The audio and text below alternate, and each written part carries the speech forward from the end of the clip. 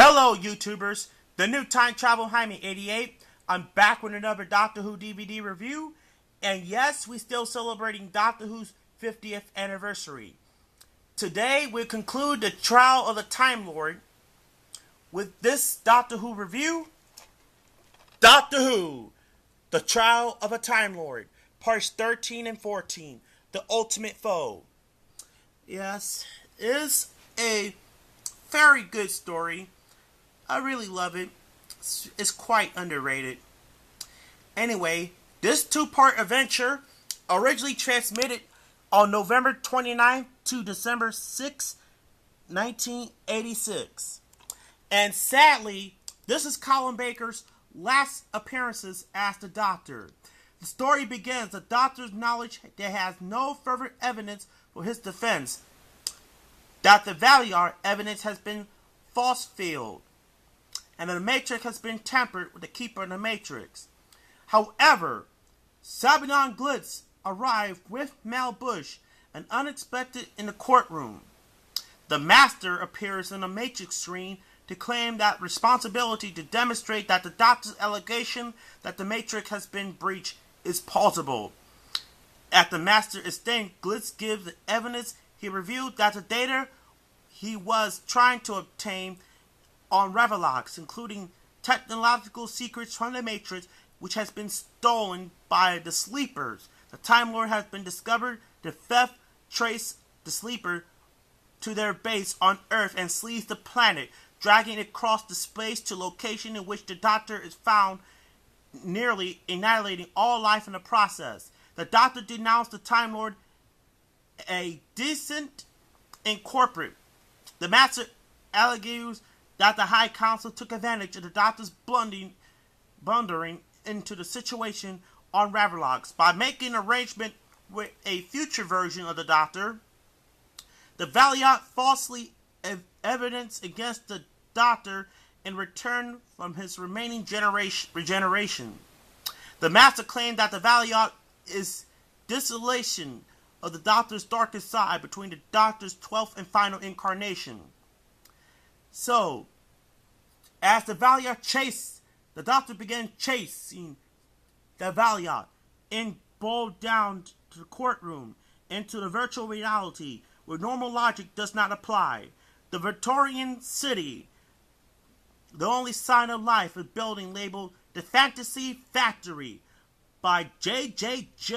Chambers. The Doctor and Glitz sneak past a number of identities clerk named Mr. Popowick, who tried to obstruct the process. Eventually, one ushers them to another room door to Chambers' waiting room. Although the door is deserted wasteland, to the Doctor's honor, hand emerge from the ground and grab him, digging him underground.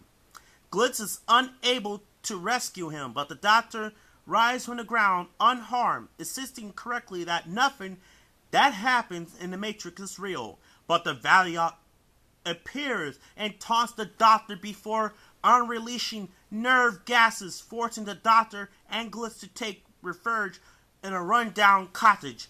As they stumble inside, it dematerializes. It is the Master's TARDIS. In the trial room, the Inquisitor and Mel look on helplessly. Mel tries to grab the key from the Keeper so she can enter the Matrix, even though the trial room is fake. As Mel claimed that she saw the Doctor was taken away, but it's not true. But she tripped over him in an attempt. The Master revealed that he wished the Doctor to prevail over the Valiant, since he feared that the Valiant's ability to defeat him. He pushed the Doctor into a chaotic state and sent him out of his TARDIS to lure the Valiant out of hiding in the fantasy factory. Glitz helped the Master. Since he believes the Doctor is defeated, the Valiant emerged into the balcony, but is not fooled and return fire. The Master flee. Mel emerged from the tunnel and the Doctor recognized her voice. She emerged that from his trace She leads him out of the Matrix into the trial room. They agreed that she can tell the truth, and she confirmed that the courtroom scene of the Vervoid destruction, based on the Valeyard change to genocide, as she witnessed, the Inquisitor found the Doctor guilty and declared that his life is forfeited, and accepted the verdict. The fulfillment of justice is lead off to execution. However, in the real courtroom, the last scene, including the real Doctor, is revealed to be another illusion shown on the Matrix screen. Mel is distracted that the Doctor needs help, this time successfully grabbing the Keeper's key and entering the Matrix. She finds the Doctor and warns him, but he has already realized that the courtroom was fake and merely wished to reach the final confrontation with the Valeyard.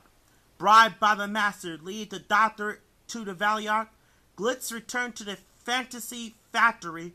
There he finds the master tape of the data he thought had been destroyed on Ravelox. Mr. Poppywick catches him, and Glitz persuades him to lead him and the Doctor to the chamber. Glitz escapes with the data to the Master's TARDIS. Poppywick does not produce chamber. The Doctor and Mel lay hold of him, and the Doctor peels away his face to reveal that it is the Valeyard in disguise. They realize that the concealed machine is in the room is a particle disseminator, which the Valeyard plans to murder the members in the courtroom. In the real trial room, the Inquisitor learned that the High Council has been disposed.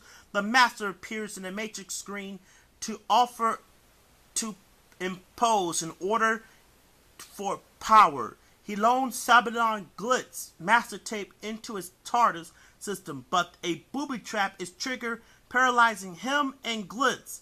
Mel emerged from the Matrix. He warns the Time Lords they cannot turn off the Matrix screen, but the Doctor sabotaged the Valiant's weapon and the Fantasy Factory explodes. The Doctor flees from the Matrix and returned in the courtroom. The Grateful Inquisitor dropped the charges against him, and he also had the message for the Doctor that Perry Brown survived in the events of Thoros Beta and became Yarkano's queen. She urged the Doctor to stand for Lord President of the new council, but he suggested she should stand. He urged that the Time Lord to be lenient towards Glitz and depart in the TARDIS, protesting that Mel's instinct that followed her raiment on strict exercise and carrot juice. As the Valiant leaves the courtroom, she gives instructions to the Keeper of the Matrix, and he looks up to the camera, revealed to be a Valeyard. So, let me give you guys my thoughts and opinions of Doctor Who, The Trial of the Time Lord. It's a the Trial of the Time Lord is okay. It's got great incidental music, and Jeffrey Hughes did a fantastic job playing Mr. Poppywick. And the Sabaton Glitz returning is alright. It's just a great story. Wonderful, fantastic. So, let's give it 9 out of 10. Okay, let's take a look on the DVD cover. Here we have the Master, the Sixth Doctor, the Valiant, the Fantasy Factory in the background. The Colin Baker years, 1984 to 1986. Here's the old BBC logo. Here's the spine, the 2 Entertain logo. In the back, story 147, and still pictures. Audio commentary only by script editor Eric Soward. Commentary 2 by actors Colin Baker and Tony Sabille, director Chris Clough, and writers Pip and Jane Baker. The Making of Ultimate Foe, deleted and extended scenes, Trials and Tribulations, 1985, hiatus, Doctors in Distress, music video, Open Air Saturday Superstore, and so forth. And here's the disc for The Ultimate Foe. Even though this story is last, This story marks the last time of Colin Baker. Unfortunately, the BBC and producer John Nathan Turner has to fire Colin Baker for blaming him on low ratings. And Colin Baker told the producer John Nathan Turner that he had good news and bad news. The good news that Doctor Who returns to the screen later next year, but not you. He had the power by Michael Graydon to fire you. Okay, that's it for this review. Now, what is your reaction to the firing of Colin Baker? Comment down below or leave a video response. This is the New Time Travel Jaime 88 saying goodbye for now.